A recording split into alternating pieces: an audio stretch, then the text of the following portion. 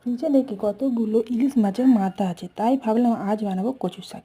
তাই কড়াইতে প্রথমে মাছের মাথাগুলো ভালো করে ভেজে নিলাম। এবার ওই কড়াইতে আরেকটু তেল দিয়ে তাতে কালো জিরে, শুকনো লঙ্কা ফোড়ন দিয়ে দিলাম। এরপর পেঁয়াজ কুচি আর থেঁতো করা রসুন আর কয়েকটা কাঁচা লঙ্কা চেরা ভালো করে ভেজে নিয়ে তাতে আগে থেকে নুন দিয়ে ভাপানো কচুর শাক দিয়ে দিলাম। এরপর নেড়ে চেড়ে ভালো করে তাতে পরিমাণ মতো হলুদ আর স্বাদ মতো নুন দিয়ে দিলাম। এরপর ভালো করে নেড়ে দেবে। এরপর ভাজা মাছের মাথাগুলো হাত দিয়ে ভেঙে ভেঙে দিয়ে দিলাম। দিয়ে তারপর ভালো করে ওগুলোকে ভালো করে কচু শাকের সঙ্গে মিশিয়ে নিলাম। এইভাবে নেড়ে চেড়ে শুকনো শুকনো করে নামিয়ে নিলেই রেডি ইলিশ মাছের মাথা দিয়ে কচুর শাক।